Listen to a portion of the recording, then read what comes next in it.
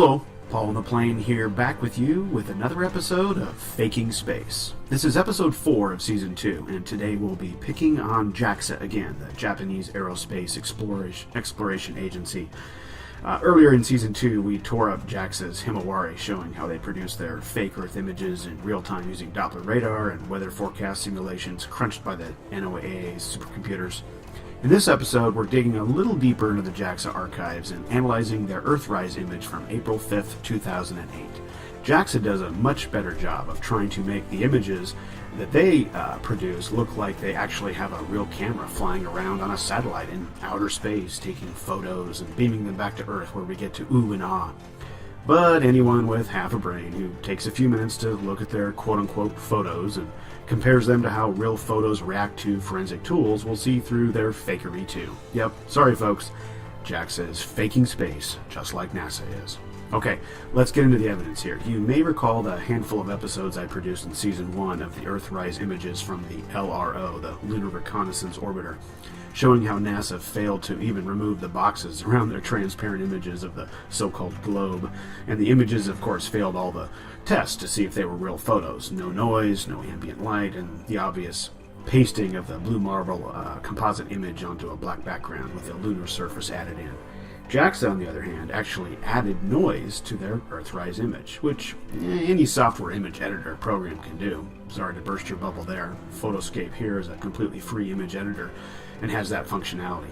See, JAXA, that's all you had to do to make it look more real. But when you see what camera noise looks like in a real photo, like the one I took here from Earth to the Moon, and compare it to JAXA's image from the Moon to the Earth, you can see how their noise is completely inconsistent in pattern and shape. Also, the noise analysis and forensically reveals the image of the Earth was simply copied and pasted in. See the peaks around the image? Nice try, JAXA. Likewise, also, JAXA's image fails the ambient light test. Real photos will have ambient light that is easily detected. Here's the real photo I took of the Moon from the Earth, and you can see the light is emanating from the Moon when I go from complete darkness to complete light. Now, here's the JAXA image taken from the Moon to the Earth, which in theory should be way more reflective of sunlight with all its water and atmosphere, and therefore have much more ambient light, but you can see how it doesn't look anything like it should, if it were a real photo. But at least JAXA took out the box around the Earth, like NASA failed to do, right? Well, if you increase the gamma brightness and backlighting in the JAXA image, you can see they just cropped the image closer, because there's the evidence of the box on the edge of the frame here. See the vertical lines when I zoom in? You use my Moon photo and increase the gamma brightness and backlighting, and no vertical lines will ever show up. It's because mine is actually a photo. Theirs isn't. It's as simple as that.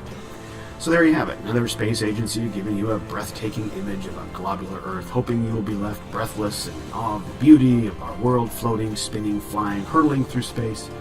Well, keep sending JAXA your money, you citizens of Japan. Here's what you're getting for it.